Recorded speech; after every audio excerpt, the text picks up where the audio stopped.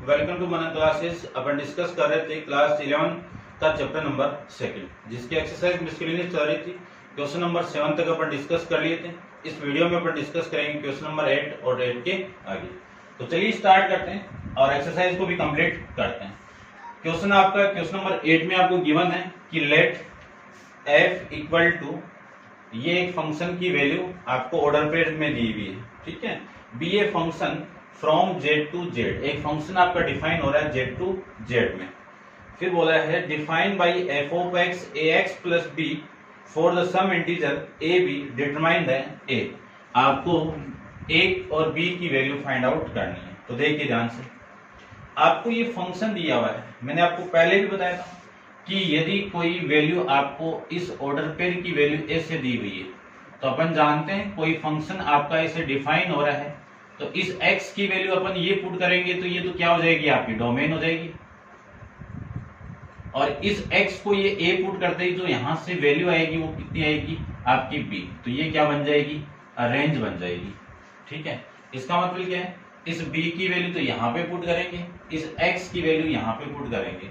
तो एक वैल्यू ले लेता हूँ मैं एक ऑर्डर पे कि 1,1 आपका किसमें बिलोंग कर रहा है, f इस फंक्शन के अंदर बिलोंग कर रहा है। तो x की वैल्यू यदि मैं 1 पुट कर दूं तो f ऑफ 1 की वैल्यू कितनी आ जाएगी, 1 ही आएगी। तो देखो यहाँ पे मैं पुट करूं, f ऑफ 1 पुट करूं तो ये वैल्यू कितनी आ गई, ये आ जाएगी। f ऑफ 1 की वैल्यू कितनी है, 1 इक्वल टू a प्लस में b। ये एक इक्वेशन आपको यहाँ से मिल जाएगी। ऐसे में नेक्स्ट की बात करूं तो नेक्स्ट के अंदर आपको एक पॉइंट और ले लेता हूं, ये ले लेता हूं, ये ले लो, लेकिन ये लोगे तो यहां से b की वैल्यू आपको मिल जाएगी। यदि मैं 0,-1 इस फंक्शन के अंदर बिलोंग करवा दूं तो a की वैल्यू 0 हो गई, तो b की यानी f ऑफ, ये b की वैल्यू f ऑफ 0 को रिप्रेजेंट करेगा। ये वाली वैल्यू में x है, x ये आ जाएगा, तो यहाँ पे f ऑफ 0 की वैल्यू कितनी आ जाएगी, -1। -1 यहाँ पे पुट करना आपको, तो वैल्यू आएगी f ऑफ 0 a इंटू 0 और प्लस में b आ जाएगी। इस पूरे की वैल्यू -1 और ये आपका 0 और बराबर b, तो b की वैल्यू कितनी हो जाएगी, -1 हो जाएगी। इस b की वैल्यू में यहाँ पे पुट कर दूं तो a प्लस -1 इक्वल टू 1, तो a इक्वल टू उधर जाएगा वैल्यू, तो 1 प्लस 1, तो a इक्वल टू कितना आ जाएगा आपका, 3 आ जाएगा। ऐसे अपन इस क्वेश्चन को सॉल्व कर सकते हैं, ठीक है। अब चलिए नेक्स्ट क्वेश्चन के बारे में बात करते हैं। तो नेक्स्ट क्वेश्चन में आपको गिवन है वो देखिए, सबसे पहले इसको आप नोट डाउन कर लेना। क्वेश्चन नंबर 9 को देखते हैं। 9 में आपको गिवन क्या है, सबसे पहले इसकी बात करते हैं। एक फंक्शन आपको डिफाइन हो रहा है कि let R be a relation, R एक रिलेशन है और वो डिफाइन हो रहा है n टू n के अंदर, n टू n के अंदर by A, define by a relation a, b, a, b belongs to n, a, b belongs to n and a equal to b square, a equal to b square are the following are true। तो first आपको ये prove करना है कि a,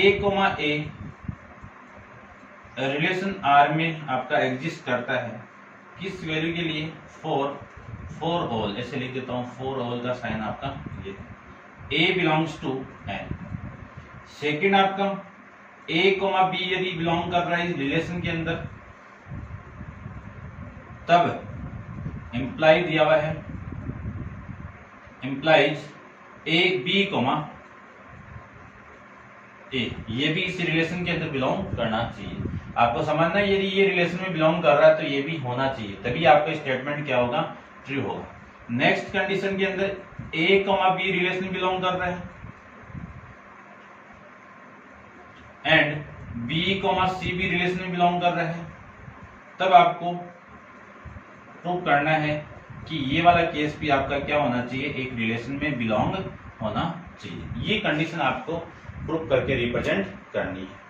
तो देखिए ध्यान से, फर्स्ट कंडीशन को देखो, फर्स्ट आपका a, एक रिलेशन में बिलोंग कर रहा है, तब ये रिलेशन इसमें बिलोंग करेगा तो इस b की वैल्यू कितनी है आपकी a तो है, तो इसकी वैल्यू उसमें पुट कर दूं तो a की वैल्यू किसकी इक्वल आनी चाहिए, a स्क्वायर की इक्वल आनी चाहिए, और ये दोनों वैल्यू किसमें आनी चाहिए, नेचुरल नंबर के अंदर आनी चाहिए। अब नेचुरल नंबर के अंदर कौन सी वैल्यू होती है, 1 2 3, इन वैल्यू के लिए प्रूफ होनी चाहिए। तो यदि मैं a की वैल्यू 0 ले लूं तो है ही नहीं ना, यदि 1 ले लूं तो यहाँ पे 1 इक्वल टू 1 का स्क्वायर, ये केस तो ट्रू है। लेकिन मैं a की वैल्यू 2 पुट कर दूं तो 2 इक्वल टू 2 का स्क्वायर, ये इक्वल है क्या, नहीं है। 3 पुट करोगे तो 3 इक्वल नहीं है खुद की स्क्वायर के, तो ये केस आपका आगे ट्रू नहीं होगा। इसी केस के लिए आपका स्टेटमेंट है वो क्या होगा, ट्रू होगा, यानी सत्य होगा। और सभी और अनदर जो वैल्यू आपकी है नेचुरल नंबर, उन सब के लिए ये स्टेटमेंट क्या हो जाएगा आपका, फॉल्स हो जाएगा। तो लिख सकता हूं ये गिवन स्टेटमेंट इज फॉल्स। ठीक है, सेकंड की बात करूं तो सेकंड में देखो, ठीक है, यहां पे बात कर लेते हैं, ये आप नोट डाउन कर लेना पॉज करके।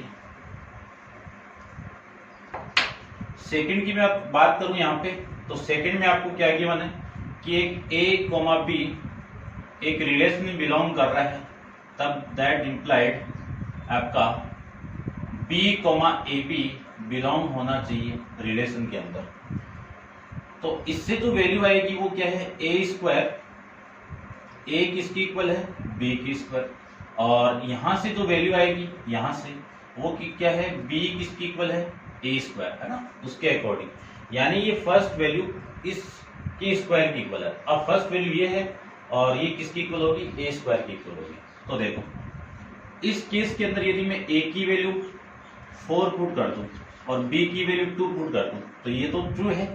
तो देखो यहाँ पे पुट करो एक बार, कितना आएगा, ये 4 और ये 2 यहाँ पे पुट करो तो ये 2 का स्क्वायर, ये तो ट्रू हो गया यहाँ पे। तो फिर मैं यहाँ पे बात करूँ, 3 भी पुट करोगे, 9 पुट करोगे तो 3 का स्क्वायर आपका ट्रू हो जाएगा। लेकिन इसमें देखो यदि ये b की वैल्यू मैं यहाँ पे पुट कर दूं, क्योंकि दोनों को इंटरचेंज करना पड़ेगा, इन दोनों को इंटरचेंज करूं तो यानी यही तो मिला आपको ये, तो ये b की वैल्यू 2 और 4 की वैल्यू 4 का स्क्वायर, ये स्टेटमेंट आपका यहाँ पे ट्रू नहीं है, ठीक है ना, इस कंडीशन की वजह से नहीं है, तो ये स्टेटमेंट आपका क्या हो गया, फॉल्स हो गया। ऐसे में थर्ड की बात करूं तो थर्ड में है a, b बिलोंग करेगा रिलेशन के अंदर और b, c उसी रिलेशन के अंदर बिलोंग करेगा, तब आपको प्रूव करके रिप्रेजेंट करना है कि a, c बिलोंग होना चाहिए उस रिलेशन के अंदर।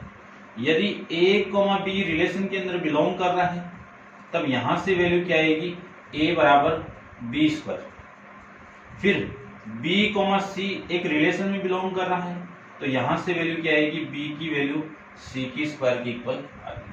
तब आपको ये प्रूव करना है कि a, c भी उसी रिलेशन के अंदर बिलोंग होनी चाहिए। तो a इक्वल टू कितना आना चाहिए, c स्क्वायर। तो देखो c स्क्वायर तो b की इक्वल है ना, और b इसका स्क्वायर है तो b का स्क्वायर a की इक्वल है, तो ये कंडीशन तो आप वैसे इक्वल नहीं है। कैसे नहीं है, देखो इस b की वैल्यू कितनी है, b, इस c स्क्वायर की वैल्यू कितनी है, यहां से देखना, यानी a किसकी इक्वल है, b की। तो यदि मैं इसका स्क्वायर कर दूं, यानी अगला बोल रहा है कि पहले आपका क्या है, a b स्क्वायर की इक्वल है और ये बोल रहा है a b के इक्वल है, तो ये केस डिफाइन नहीं होगा कि a not equal to c, ये केस आपका इक्वल नहीं होगा, ठीक है।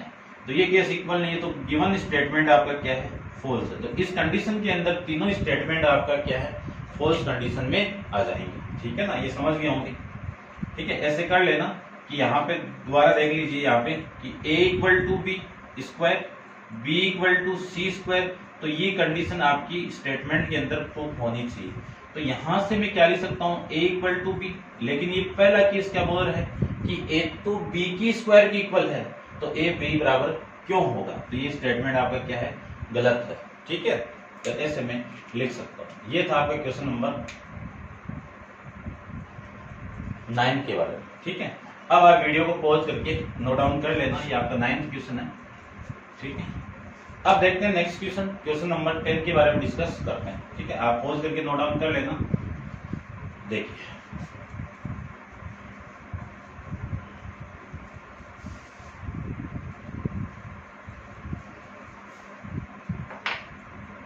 क्वेश्चन नंबर 10 की मैं बात करूं तो क्वेश्चन नंबर 10 में आपको गिवन क्या है, सबसे पहले वो देखिए।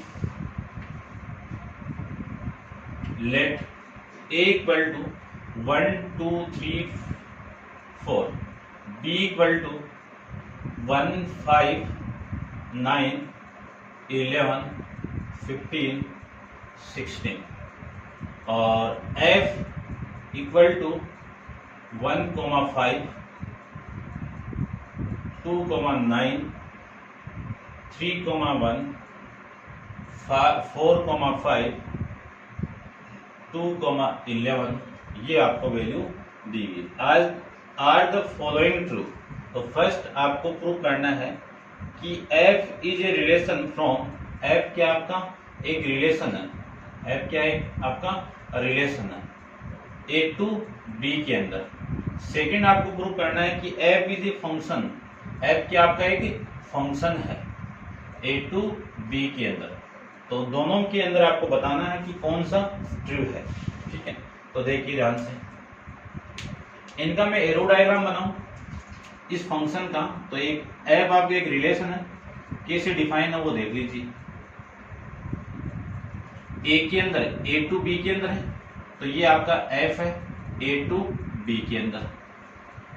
इसके अंदर 1 2 3 4 ये वैल्यू है, इसमें 1 2 9 1 5 5 9 11 15 और 16 वाली वैल्यू है।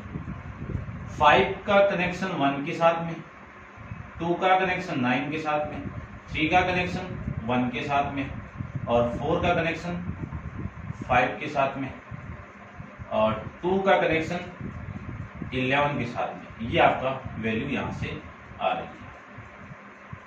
तो चेक करना इस वाली वैल्यू को।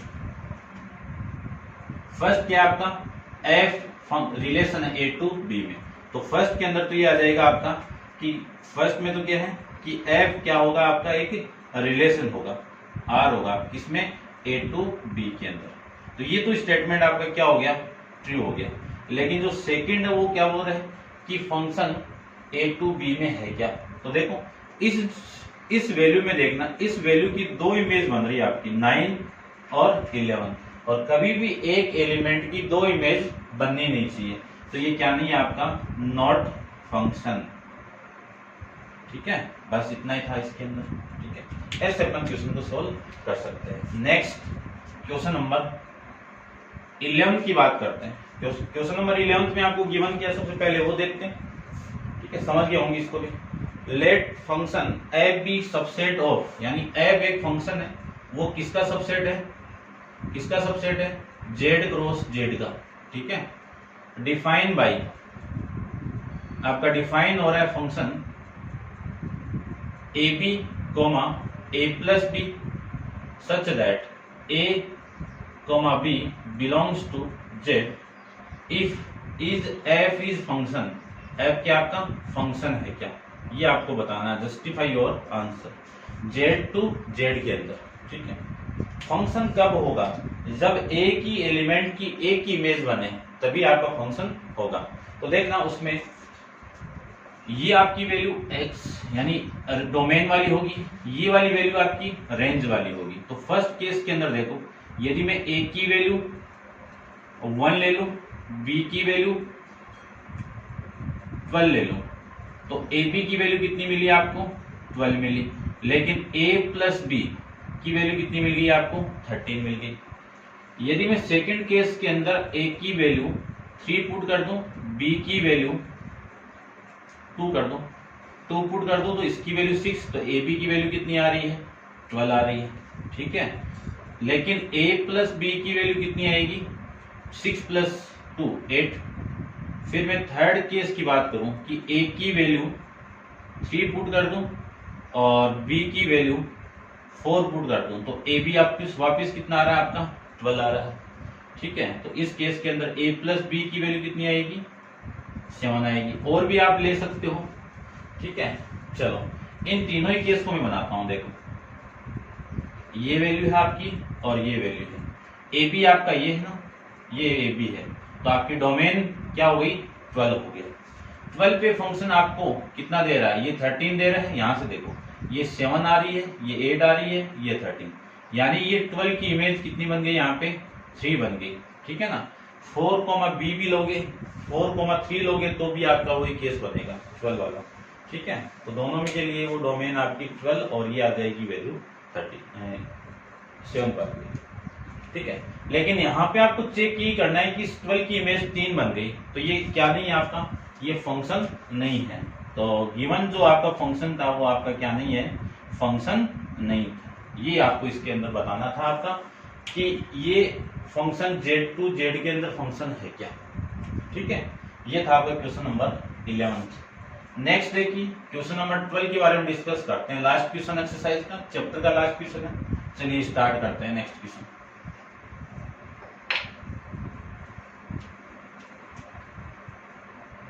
क्वेश्चन नंबर 12 के अंदर क्या गिवन है, सबसे पहले वो देखिए। लेट a इक्वल टू 9, 10, 11, 12, 13 और f एक फंक्शन डिफाइन हो रहा है। कैसे हो रहा है, a टू n के अंदर। a टू n का मतलब a की वैल्यू ये है और ये किसकी वैल्यू है, n की वैल्यू। ठीक है, n क्या आपका natural number. b f of x, f of n the highest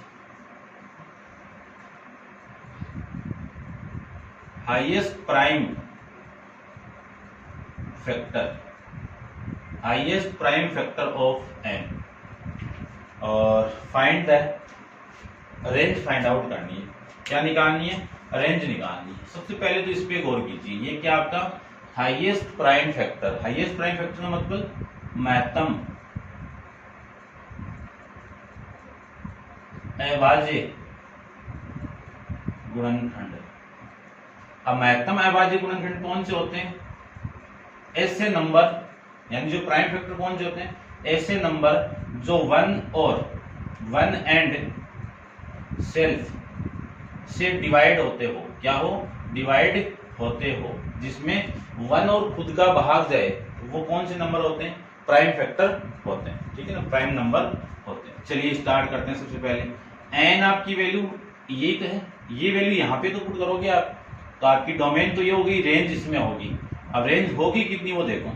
यदि मैं n इक्वल टू a की वैल्यू यहां से पुट करूं तो n इक्वल टू आपका कितना है 9 पुट कर दूं तो f ऑफ n की वैल्यू क्या आएगी, 9 के प्राइम फैक्टर में कन्वर्ट करें तो 3 इंटू 3। लेकिन आपको बोला है कि इस पूरे फंक्शन की वैल्यू हाईएस्ट प्राइम फैक्टर आना चाहिए, तो ऐसे लिख लो। 9 को क्या लिख सकता हूं मैं, 3 इंटू 3। यहां से आपकी वैल्यू f ऑफ n कितना आएगा, 3 आएगा। फिर 11 पुट कर दूं तो 11 को लिख सकता हूं मैं 5 इंटू 2, तो n of f of n की वैल्यू कितनी आएगी, 5 आ गई। 11 को लिख सकता हूं मैं 11 इंटू 1, तो f ऑफ n की वैल्यू कितनी आ गई, 11 आ गई। 12 की बात करूं तो 12 को लिख सकता हूं क्या, 3 इंटू 4, और इसमें हाईएस्ट प्राइम फैक्टर कौन सा है, 3। फिर मैं बात करूं 13 की, तो 13 को लिख सकता हूं मैं 13 इंटू 1, तो इसमें हाईएस्ट प्राइम फैक्टर कौन सा आपका 13 है। ठीक है, ऐसे मैं इसको बना सकता हूं। इसका मैं एरो डायग्राम बनाऊं तो एरो डायग्राम को देखिए। एक फंक्शन आपका डिफाइन हो रहा है f, कैसे हो रहा है, a टू n के अंदर डिफाइन हो रहा है। यदि मैं इसकी वैल्यू 9 पुट करूं और 10 पुट करूं, 11 पुट करें, 12 पुट करें, 13 पुट करें, 9 पुट करूं तो इसके f ऑफ n की वैल्यू कितनी आएगी, 3 आएगी। 10 पुट करो तो इसकी वैल्यू कितनी आएगी, 5 आएगी। 11 पुट करो तो इसकी वैल्यू कितनी आएगी, 11 आएगी। 12 पुट करो तो इसकी वैल्यू कितनी आएगी, 3 आएगी। तो 3 को मैं यहीं से ज्वाइन करवा देता हूँ। और 13 पुट करो तो इसकी वैल्यू कितनी आएगी, 13 आएगी। ठीक है, तो सबकी इमेज एक ही मिल रही है आपको। जितने भी एलिमेंट ए में सारे की इमेज एक मिली, तो फंक्शन तो है ही, और ये फंक्शन है तो इसमें रेंज की वैल्यू कितनी आएगी, आपको रेंज फाइंड आउट करनी थी। रेंज यानी परिसर,